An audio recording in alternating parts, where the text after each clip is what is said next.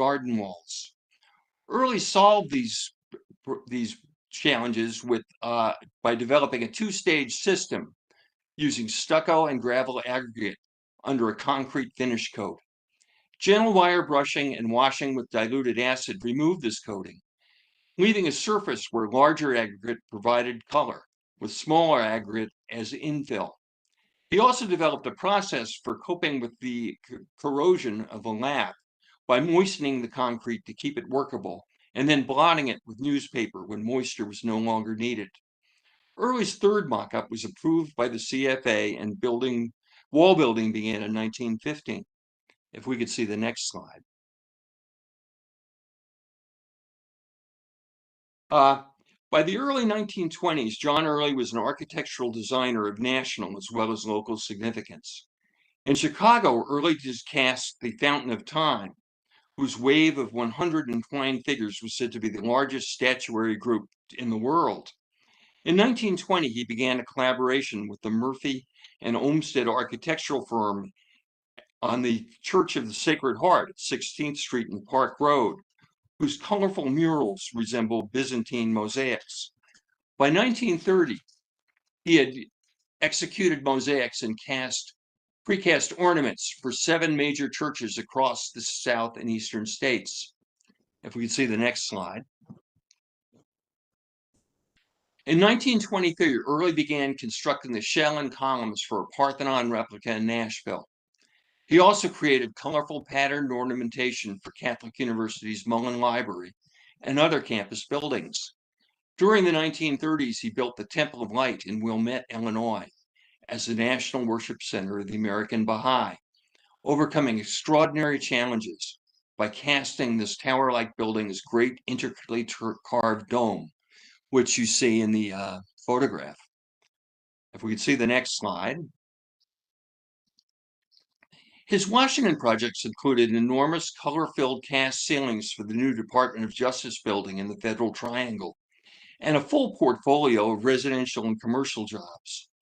Such facades as the Scottish Rite Masonic Temple on 16th Street Northwest featured beautiful multicolored mosaic concrete panels. He developed polychrome concrete aggregate houses in Silver Spring and DC, and created murals for the David Taylor Model Ship Facility in Maryland. Early also found time to serve as director and president of the American Concrete Association Institute for many years. If we could see the next slide. When World War II restricted material supplies, the Early studio focused on fabricating cast concrete panels for utilitarian structures, like those it had used for the Washington Star parking garage in 1940. The Early family moved out of 1710 Lamont Street in 1942, and John Early died in November 1945 after suffering a stroke while inspecting the a construction project. His studio endured into the 1970s, but his artistic reputation has continued to grow continuously in the ensuing decades. Thank you very much.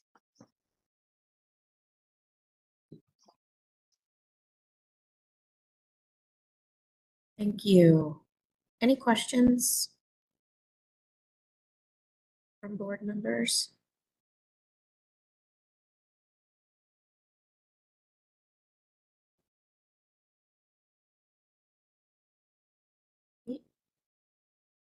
We don't have anyone registered to speak to provide public testimony on this case. So unless there is anything that board members have questions about, we would be ready to deliberate. Can I ask that board members turn on your cameras once again?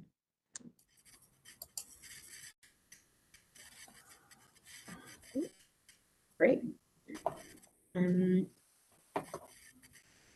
So I will just start by saying I agree with the comments made by staff early on in this presentation. This certainly is a gem of a building and worthy of designation. I support the staff report and the designation for this new landmark. Does anybody have anything they'd like to add? I totally agree. Great. So then I will make a motion that we support the nomination and ask for a second. Barney, I'll if I could second. just make one small comment before we do that. Of course. Well, first of all, thank you to the DCPL and owners of the house for being stewards and supporters of this nomination. I know in the past, as Tim mentioned, they've hosted tours and things like that, and I think that's really fantastic. Just as it relates to the nomination specifically, there seems to be some missing text on page 5 of the nomination. The sentence just kind of trails off. I don't know if that's a maybe a copy and paste error, but if that can be fixed before it's forwarded on to the National Register. But that's just my very minor comment on an otherwise stellar nomination. Great. Thanks for that, Bill. Yeah. Great. So the motion's been made and seconded. All those in favor, say aye. Aye. Aye. Anyone opposed? So the motion carries. Thank you all for Thank you. this nomination. Yes, thank you. Yeah. So we're ready to move to our second and last case of the day at 608 to 624 I Street Northwest. Would staff like to start Sure, your yeah. presentation? Yes, thank you. This is a concept application for new construction, or technically an addition to a variety of historic buildings in the Chinatown portion of the downtown historic district. It involves 8 historic townhouses that face the 600 block of I Street and 2 alley buildings on the rear alley. The board spent considerable time reviewing this concept about 10 years ago, between 2013 and 2015. I think it appeared before the board as many as 6 times, and was revised with substantial input from the board and was ultimately found compatible, with one exception. At the time, the project included the demolition of a 5-story alley building that was listed as a contributing building to the historic district, but which the applicants could not incorporate into the project. The applicants proceeded to the mayor's agent and were successful in making the case that demolition was necessary in the public interest in order to construct a project of special merit. The project ultimately was not built. The applicants sought financing for it and were unable to make that project work. And about a year or so ago, approached the Historic Preservation Office and began exploring an alternative project that built on the general concept of what the board had previously approved, but with a couple of significant revisions. Most recently, the board reviewed an application for the demolition of the 5-story warehouse building back in November of 2024, and approved that demolition as consistent with the purposes of the act based on a loss of structural integrity. So this project will still include the removal of that alley building, but does not require review by the mayor's agent. The other revisions, or the revisions to the project, are actually substantial improvements to the compatibility of what the board had already found to be compatible. Most notably, it includes lowering the height of the towers that were proposed and are proposed behind the historic townhouses to be reduced from 11 stories down to 8 stories. The towers are also pushed a little further back on their lots so that they are somewhat less visible, both more substantially because of the change in height, but also because they're pushed further back on their lots. This results in the backs of the historic townhouse buildings being exposed, and this proposal includes restoring or rehabilitating the rears of those, removing some of the later non-historic additions and creating a muse, a pedestrian muse that will expose the backs of those buildings to public view. The project also includes one additional townhouse that was not in the previous concept, 608 I Street, which is one in a pair of very early townhouses constructed before the Civil War, perhaps in the 1840s or 50s, and includes rehabilitation of that building, which will be a significant improvement from the previous, which had left that building out and only restoring one in the pair. Now both of the buildings in the pair will be restored. It continues to include rehabilitation and reuse of the two alley buildings.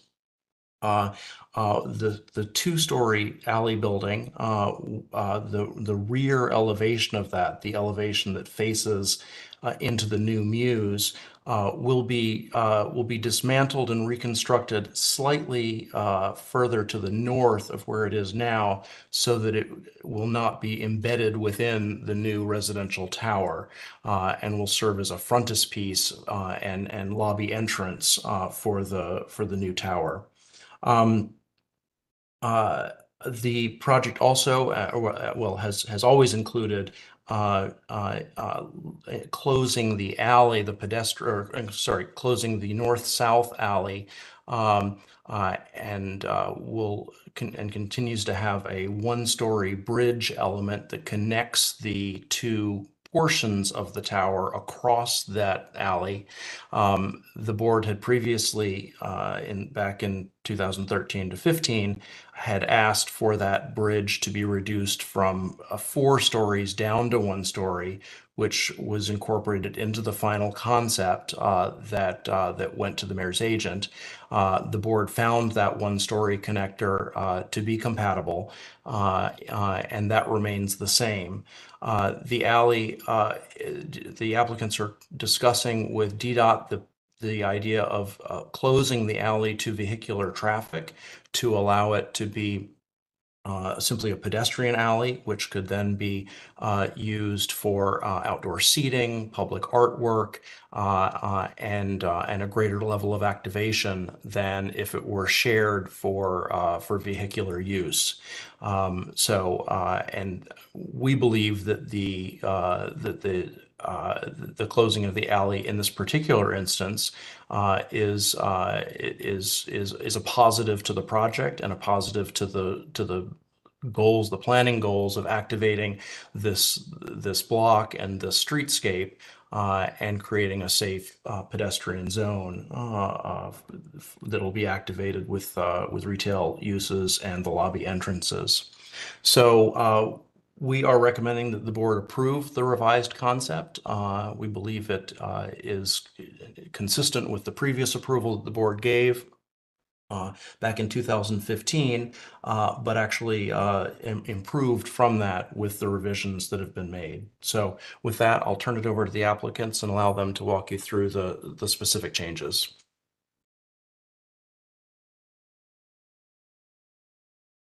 Good morning, Madam Chair and members of the board. I'm Carolyn Brown of the Brown Law Firm, here on behalf of Monument Realty in support of its application for conceptual design approval for the scale down project at 608 to 625 I Street. Steve, if we could bring up our slide presentation. There we go. I think there's that's fine. I'm joined today by Russell Hines and AJ Luce of Monument Realty, who are available to answer any questions that may arise. And we also have with us Steve Saff of DCS Design Architects, and he will present the revised design to you momentarily. The team has been working closely with Steve Calcutt regarding the new concept plan, and we are very grateful for his ever helpful guidance and direction on this. We are in full agreement with his staff report and believe Steve has done an excellent job of evaluating the current proposal and providing a concise history of the project. Consequently, we will not repeat any of the background he provided, but are happy to expand on anything he discussed. We're also very pleased to have the support of ANC2C, the Downtown Bid, the Dana Tai Dance Company, which is a preeminent modern dance company and American Asian arts organization that has played a major role in Chinatown. We also have numerous property owners, businesses, and restaurants that are in support of this, and the letters have been submitted to the record. Monument's also pleased to have the support of the DC Preservation League, which I believe will be testifying today.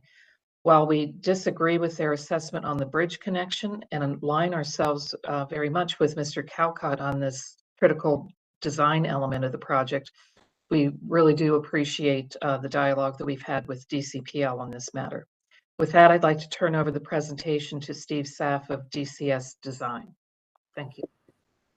Good morning. I'll go ahead. The image in front of you shows the extent of the multi-phase urban fill project. The first phase is a 12-story residential tower on H Street, which is already under construction. The H Street phase lies outside the downtown historic district. Our focus today is the I Street phase, which includes the construction of 2 new residential towers and the restoration of 10 contributing structures along I Street and the east-west alley between H and I Street. Once completed, the H Street and I Street phases will be operated as one fully integrated residential community. We will start with the existing plans and what building and structures on the site are contributing, non-contributing, and how some of the contributing structures will be incorporated into the new buildings. Then we will show you photographs of the existing conditions of the site.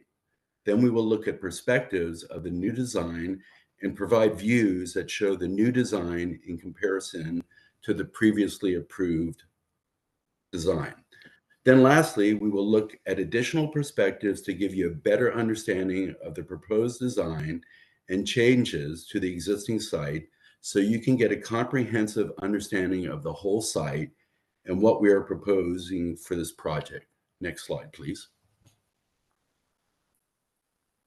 In terms of the changes we are proposing to the previously approved plans, we have significantly reduced the scale of the new residential towers, dropping them from 11 stories to 8 stories respectively. We have created a separation between the contributing structures and the new residential towers and landscape mews. Notably, we have added 608 I Street to the project so that we are now working with the entire row of historic townhomes along I Street. Finally, we are working closely with the Office of Planning on its initiative to help activate the north-south alley running through the project for pedestrian use. Next slide, please. This slide gives a graphic description of the existing buildings on the site. Shown in tan are the existing contributing structures to remain. The hatched area in orange hatching is areas of the site that have been determined to be non-contributing and will be demolished. And the orange colored buildings are existing contributing structures that will be integrated into the new residential towers, consistent with the original approved design. To orient you to the specific historic structures, starting at the top left of the screen, you have 624 I Street, and moving to the right, or that is to the east, across the alley are 7 row buildings, beginning with 620 I Street and ending with a newly added 608 I Street on the far upper right-hand corner of the existing plan. At the bottom of the screen along the alley, you have the auto shop and the carriage house, which are contributing structures, and they will be incorporated into the new structures. Next slide, please. This slide shows the proposed site plan / ground floor plan and the interaction between the historic structures shown in yellow and the new residential towers shown in gray. As noted, 624 I Street, the auto shop, and the carriage house are integrated into the new residential towers, while the 7 row buildings along I Street are freestanding. The area we call the Mews, a beautifully landscaped courtyard, lies between the south face of the row buildings to the north and the south and the north face of the east tower. In later slides, you will see these elements along with other views to help you have a better understanding of the project and visualize what you're seeing here on the plans. Between the west and east tower is an existing 20-foot wide private alley with a public access easement alley running north and south. This will be turned into a pedestrian-friendly alley, and this will become a great contribution to the surrounding area. This concept originated from the Office of Planning Initiative to activate public space, and Monument embraced this idea by orienting its residential entrances and retail onto the alley to ensure an active, dynamic space. At the bottom of the page is the 30-foot wide east running alley that will be a public/private service alley for vehicular access and still serves not only H and I Street buildings, but also serves half a dozen or so additional businesses that also rely on this alley for servicing. Next image, please. This next slide shows the existing conditions of the site. The building on the right behind the tree is 624 I Street. Then to the left of 624, there is a vacant lot where the gray car is located. And then next to that, you have the entrance to the proposed pedestrian alley. And then continuing to the left, or should we say east, is 620 I Street. And past that are the remainder of I Street townhouses. Next image, please. Again, looking at I Street, but this time from the east side, we see 608 and 610 I Street on the left. These are the two white painted row houses. And then you have 612, 614, etc., moving up to the right or to the west on I Street. 608 I Street was not part of the original approved design, but we are fortunate to be able to include it now. Next image, please. This image shows the proposed new design as you are looking south from the northwest corner of the site. As noted, we have lowered the height of the new residential towers from 11 stories to 8 stories that you see here. We tried to pick up on the language of the existing townhouses with punched window facades, and we modernized the buildings with the use of larger windows, and we added abstract Chinese motifs at the cornices of both the east and west tower. We provided subtle horizontal brick bandings at each level, and we created large brick murals of the Chinese character for good fortune. This is a feature of the original approved design that we have incorporated here on both the east and the west elevation. Also, to help break down the scale even more, we altered brick colors along with the articulation of massing so that it does not feel like one massive field of red brick.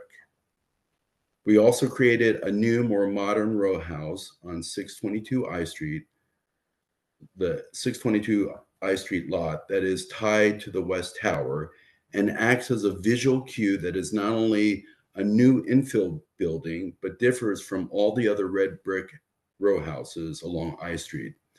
This is a 4-story light gray brick colored building, which also celebrates the corner and the entry to the alley with retail on the ground floor. Lastly, you can see the townhouses have all been restored and renovated to their original condition. Next image, please. This slide shows the same view, but ghosted in red lines and pink shade. This illustrates the massing of the previously approved project. Clearly, you can see the difference in scale of the original building and the new proposed design. The new design is a little more quiet in this setting and more contextual in scale and language, and fits harmoniously into the existing fabric, working fittingly with the scale of the row buildings in the foreground. Next image, please. This slide is looking south on the northeast corner of the site. The two closest townhouses on the very left are 608 and 610 I Street. Again, here you can see the breakup in massing and the changes in brick colors that help break up the scale. In this view, you see how we added red and green vertical elements in the east and west towers, respectively, to pick up on the colors of the Chinatown streetlights. This helps further to differentiate the two towers, but at the same time, both towers share a common language. Towards the very right of the screen along I Street, you can see the infill, more modern gray brick row building that, as stated before, helps to define the entrance to the pedestrian alley. Next image, please. Again, this slide shows the previous image with the massing of the previously approved project superimposed. Next image, please. The next series of slides illustrates and plan how the historic structures are incorporated into the design. Again, the yellow represents the freestanding I Street townhouses, and the orange represents the 3 historic structures that will be preserved and incorporated into the new residential towers, with some modifications to incorporate programmatic requirements. These are shown in brown. For example, 624 I Street in the upper left-hand corner will become part of the first floor retail space in the West Tower, and the auto shop and carriage house will make up most of the community room to serve the neighborhood organizations, including the Danatai Soon Burgess Dance Company and the 1882 Foundation. The wall marked in blue is the rear wall of the carriage house, which will be shifted slightly to the north, where it will be made a feature element at the entrance to the East Tower. We'll see that more clearly in some of the upcoming perspectives. As Steve noted in his staff report, the retention, repair, and rehabilitation plans for all these historic structures were carefully developed in previous rounds of design, and we will continue to work with the Historic Preservation Office as we finalize details. Next image, please. This is the second floor with the same color-coded system. As you can see, the one-story auto shop has fallen away, and you see the interaction of the 2-story carriage house with the East Tower and the 3-story 624 I Street with the West Tower. Next slide, please. On the third floor, we see the roof of the carriage house, and at the center bottom of the screen, you can continue to see 624 I Street at the top left of the screen. I would also like to point out an enclosed bridge connection between the East and the West Towers over the pedestrian alley, which again, we will see in perspectives shortly. Finally, we have also included a walkway to connect the upper floors of the I Street townhouses to the East Tower. This is for convenient access to the amenity spaces and for accessibility purposes. Next image, please. This slide shows a typical floor of both the East and West Towers with the roofs of the I Street row buildings at the top of the screen, and at the upper left-hand corner, the 2 terraces of the West Tower. Next slide. This last slide of the floor plans shows the roof plan of the residential towers with all the historic structures having dropped away. Next slide, please. Now we will run through a series of perspectives. This view is looking south down the pedestrian alley from I Street. We have flanking the alley, the newly constructed 622 I Street on the right side of the alley in gray, and the historic 620 I Street on the left side of the alley. We have tried to create a dynamic and inviting pedestrian experience by adding lanterns, seating, benches, sconces, planters, signage, marquees, and the bridge connecting the East and West Tower. We wanted to provide a real activated pedestrian experience both day and night and make for a real asset to the Chinatown community. In the background, 2/3 down the alley, you can see the bridge connecting the East and West building. More on that in a moment. It should be mentioned that this bridge is really the result of ZR16 as a required element of this project to allow the project to act as one contiguous project. And since we are required to have a meaningful connection between both buildings, we saw that as an additional benefit to the alley and an important element of the alley as well. Next image, please. Here we zoomed in to the pedestrian alley entrance, looking south with 620 I Street on your left. This gives you an even better understanding of the pedestrian experience as you walk along I Street. We wanted to create an environment that is warm and inviting, and is also a key path to get the residents down the alley to their respective lobby entrances. We also have a potential access to the retail space that is at the corner of the west building on I Street. The desire of Monument to provide a busy, bustling pedestrian experience is key to activating the space between both residential towers and row buildings. In the background, you can see the bridge, which was a feature of the previously approved design. We had worked closely with the board and HPO to minimize the impact on the alley, taking it down from multiple levels to a single level. It should be noted that in addition to providing an important programmatic connection between the two towers, the bridge acts as a so-called meaningful connection required by ZR16. And from an aesthetic standpoint, the bridge helps to draw your eyes down the alley and provides an additional dynamic element, helping to activate the alley.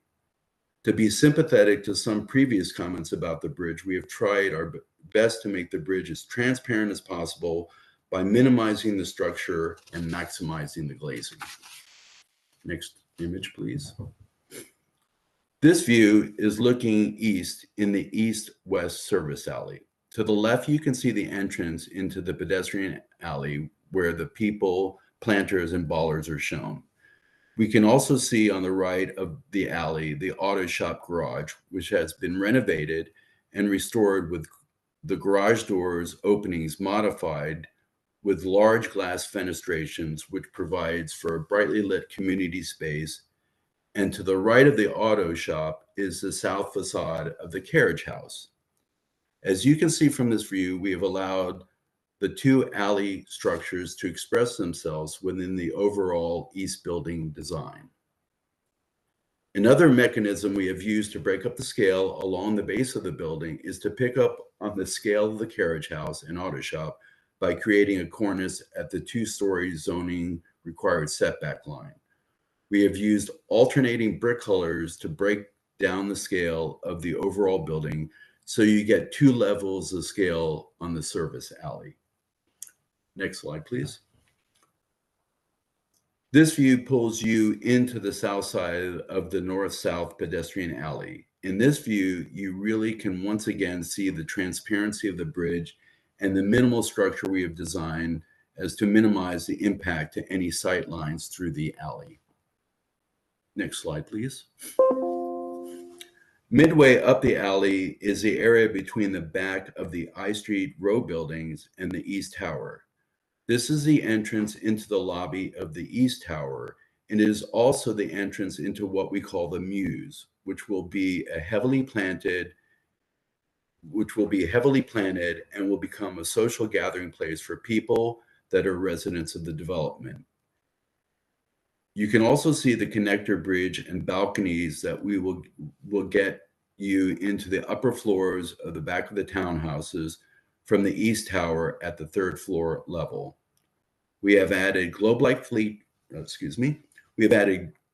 features along with wall sconces and down lighting, so this space will be a rich tapestry of vegetation, curvilinear pathways, and illuminating elements to make this a great space both day and night. Next slide.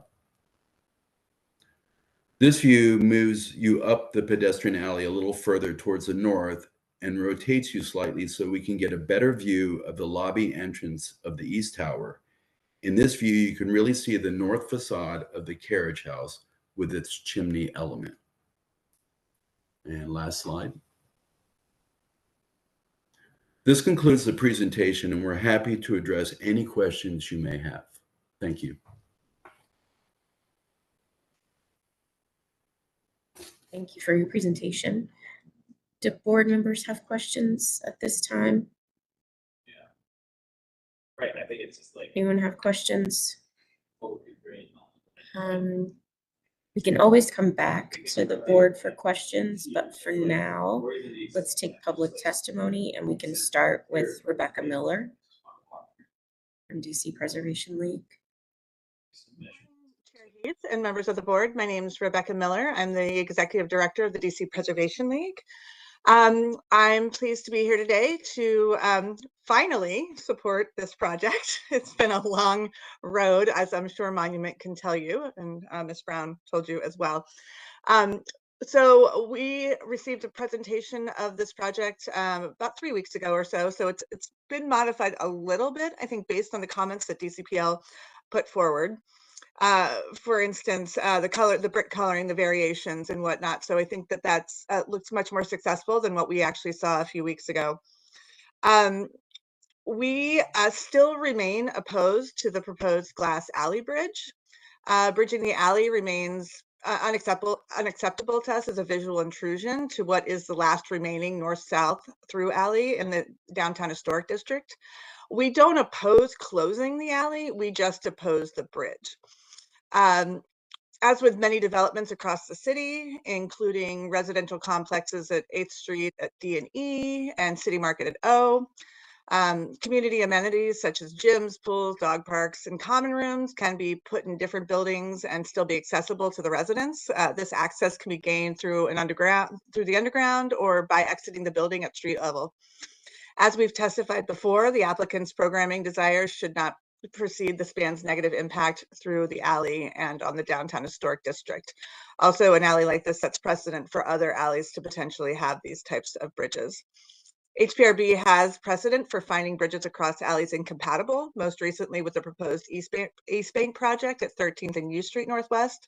That would have spanned an east-west alley in the greater U Street Historic District. Again, we have no opposition to the alley being closed, just the spanning of the glass span. We are pleased with the projects that what we were told at our presentation was that many of the openings, the row houses, the 8 row houses along I Street would now be functional, which is a vast improvement over the previous design where many of them were kind of stairways to nowhere. And we would just like to encourage the applicant to update any preservation plans they have for the historic buildings to ensure compatibility with the original design intent of the structures. So that's all of our comments for today. Thank you. We look forward to this project finally being built and returning these much blighted block back into productive use in the downtown historic district. Thank you. Thank you, and thanks for all your work to help this get to where it is today. It's been a pleasure. Yeah. The next person we have registered to speak is Jerry Whitcomb from the Downtown DC Bid. Good morning, everyone. Good morning, Marnique. And good morning. I second Rebecca's support of the project for the Downtown Bid. I'm the Chief Financial Officer of the Downtown Bid. I used to be the Director of Planning and Economic Development. And the bid covers about 140 blocks, really from the White House to the Capitol, bounded by 15th Street, Louisiana, Mass, and Constitution. Our bid includes Chinatown and this particular location. I'd like to say that we are a strong supporter of the Chinatown community. Yenny Wong, a property owner and a longtime activist in Chinatown, is a member of our board and executive committee. We support the Chinese New Year festivities every year. We've been hosting meetings for the task force, the Gallery Place Task Force, and select some Chinatown groups in our office space. And again, our president and CEO, Jaron Price, who couldn't be here today, is a member of the task force. Per our letter that we submitted, the Downtown DC Bid supports this project, as does the DC Historic Preservation Office. As many people have said, we believe this application is an improved modification to the previously approved development plan by HPRB that you guys have all approved. We would like to say for the record that Downtown, and I think I've discussed this many times with Rebecca, that historic preservation and economic vitality go hand in hand. You know, you can look at Carroll Square, Clara Barton, 916 G Street, the Willard Hotel, the old post office. All of these contribute to making downtown, you know, more interesting and unique, and we support them. There always has to be a balance, and I think today the balance is, you know, accepting the bridge to go across the alley, and I think that would be a very strong balance. That would be very, very important. In addition to the great historic preservation that's going on here, this project does a lot of other great things for downtown in DC. Housing, in conversations with Monument, they will be applying for the mayor's housing and downtown tax abatement, which will then bring affordable housing, which is not required in the downtown district at this time. It also has a very attractive community space that's importantly accessible at street level. Some of the community spaces that we have around downtown are a little difficult to get to. It's also large at about 2,000 square feet, and per the Dana Tai application, they've got a lot of partners lined up to use the space to make it active. We're also very excited about the retail spaces along the alley that will make it more interesting and active. Lastly, it will also remove sort of a void in downtown, as does the H Street project, where there is no activity, and then that often gets filled with, you know, unattractive activity, shall I say? And so this should improve the perception and the actual incidence of crime in and around Chinatown. Also, I'd like to say that Monument Realty has a long history of successful projects. I'm very confident there are continued conversation and collaboration with DCPL and HPO will make a successful project. There's an interesting timing in the capital markets right now. I think in our letter we said it's a minor miracle that they achieved financing, and I would like to emphasize that that is very difficult in the capital markets to get projects financed. And you know, if this project weren't to go forward, it might be a couple of years before they can put together the financing again. So we'd like to make that point strongly here. So again, we are very supportive and happy to take any questions. Great. Thank you, Jerry. Do board members have any questions for him?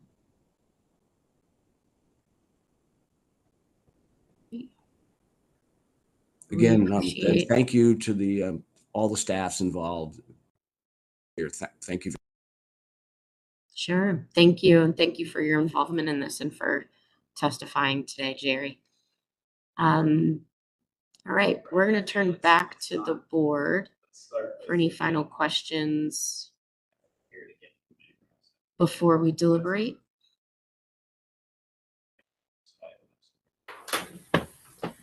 I don't have any question. Steve, I have a question for you. Just your thoughts on something. This view in particular accentuates part of my thought, but just feels like there's maybe an exaggerated attempt to break down the massing by change of planes and materials, and on the far right, for instance, where the materiality changes from the brick masonry that's the red brick to what's probably a white masonry back to red. It just and that change of plane is one example of it just feeling like it's overdone. And I'm just wondering if you had any thoughts on that. I saw it too when I was looking at the interior view.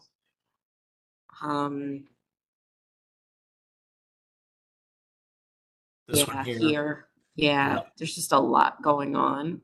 Yep. I mean, and you look at that one-story masonry piece that's intersecting the red brick one-story piece that's intersecting the and part of this is, I know because some of it's existing, but it just feels like there's too much happening and some simplification.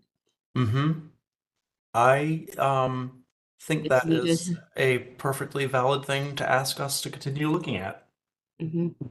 Yeah, I think the applicants, to their credit, were trying to break down a big building into smaller components, which is something we typically encourage, but sometimes there can be too much, and maybe it appears a little fractured, and a little bit more pulling together is warranted. So we can certainly take a look at that.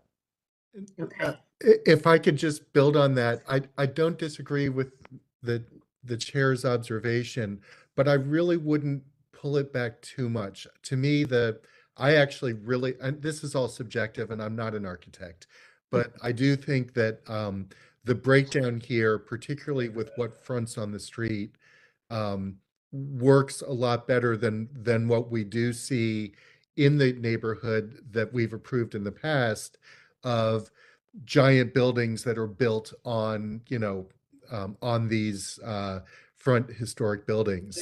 So, so I really appreciate the comments, but I wouldn't pull it back too much, I think, and there's going to be a line there.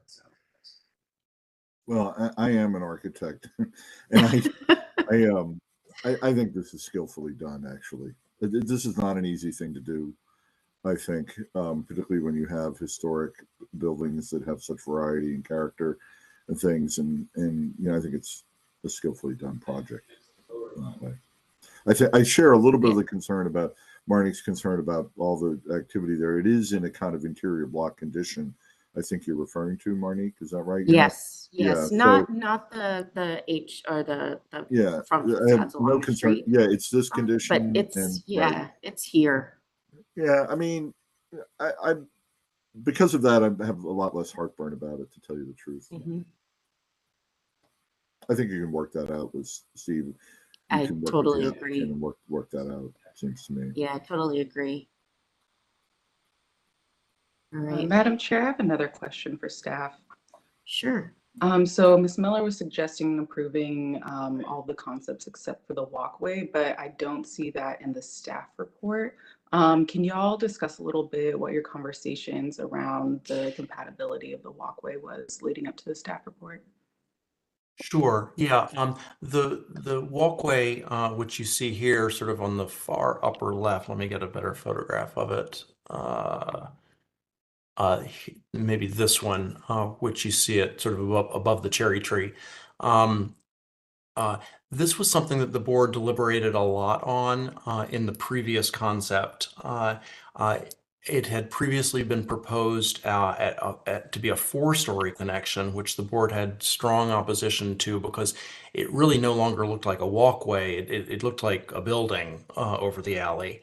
And it was reduced down. I think at one point it was 2 stories, and finally, with the board pushing further, reduced it down to the single story, and also to be completely transparent glass with no programming in it other than it just being a corridor between the two east and west towers.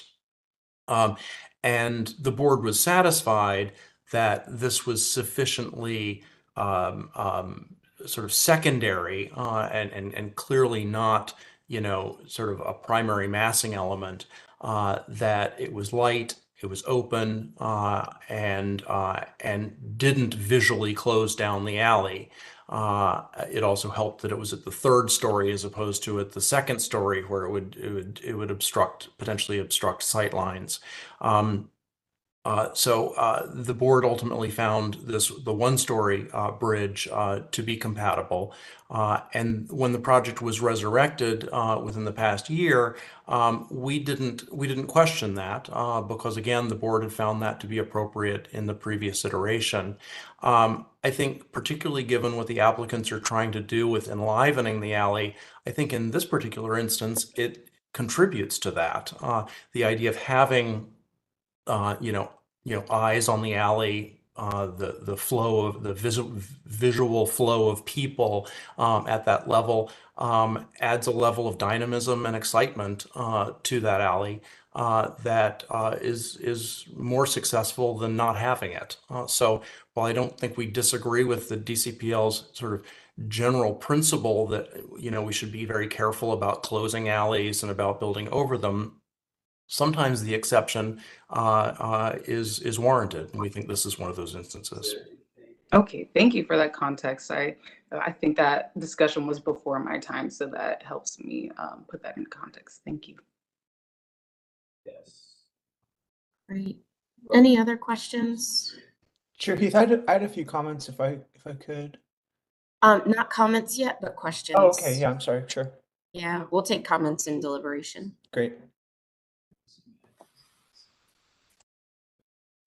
Okay, then if there are no questions, we are ready for deliberation. And so, Bill, you can start.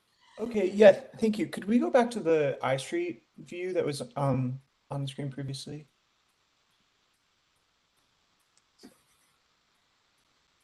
Yeah, perfect. So I guess just a few comments, primarily focused on the detailing of the historic buildings. I guess starting at the right here, 624, I know there are some integrity issues with the facade of that building. I find the very modern detailing of that, which is probably not what was there originally, not what's there now, to be a little bit strange and not very compatible with the character of that building. So I guess just asking that staff and the applicant continue to refine that. And then moving a couple buildings down, I think it's 620. There seem to be some very large punched windows on the alley facing facade of that building. I think not only is the shape of those kind of very square, horizontal openings incompatible with that building, but also they seem to be very close to the corner, which I don't think would have been appropriate for a building built at that time. So I think, yeah, that's a perfect view. Yeah. I think there could be an opportunity for some glazing on that facade, but I don't think what's proposed here is compatible. Also, maybe just a minor comment. This view shows it well. The kind of catwalk element that connects the historic buildings to the modern building. It looks like it has kind of a very highly ornamented, like cast iron detail. It almost looks like kind of like a New Orleans themed shopping mall detail. And I think the character of this alley is so specific and has such a like kind of cool, almost industrial feel that I feel like something leaning more in that direction would be less visually distracting and more compatible with the character of the alley. And yeah, I guess that concludes my comments. Okay. Thanks for that, Bill. Anyone else have comments? Just I'm with Steve on the bridge. You know, sometimes these things do add interest. I do think Steve thinks the bridge is dynamic, which is kind of interesting. It adds interest. Dynamic might be a little bit of an overstatement, but I think it's nice. And sometimes these things that are up a level or two above the street can add visual interest. And I think if it makes the project more feasible, I don't really see the problem with it. Not that we would approve a bridge in every particular situation, but it does seem to work here relative to the project we're looking at. The lightness of it, I think, helps, although I also don't mind it looking like a bridge that has structure and, you know, some interest to it. So I think it actually adds to the project in a nice way. And I think this sort of thing, as we have come to realize, is not an easy thing to do because of the nature of the historic context and the strong character that it has. But I think these buildings, they're sort of, they're not trying to be heroic. They're trying to be skillfully and artfully done through massing and facade elements and things. They do add to the skyline. I think the rationale behind all the material changes and the massing changes make sense to me. So, you know, I think this is, and I think the reduction in height, of course, I think helps quite a bit for the compatibility with the historic context. So I'm ready to approve. Okay, or accept the staff recommendation, as the case may be. Yeah, I am as well. I just want to note for the record that we do also have the ANC's resolution supporting this. They've been in support and continue to support unanimously this concept. So with that, I'll make a motion that we support the staff report and ask for a second. A second. All right, thanks. That was Patrick. I got here first. Okay, yes, you did. Very fast. So any further discussion? If not, all those in favor? Aye. Aye. Aye. Anyone opposed? Great, so the motion carries. Thank you to everyone for your participation on this and for getting this project to this point of approval. That's it for the day and for the month. So we will be back in March. Okay. Thank you, everyone. Take care. Thank Thank you. Bye. Care.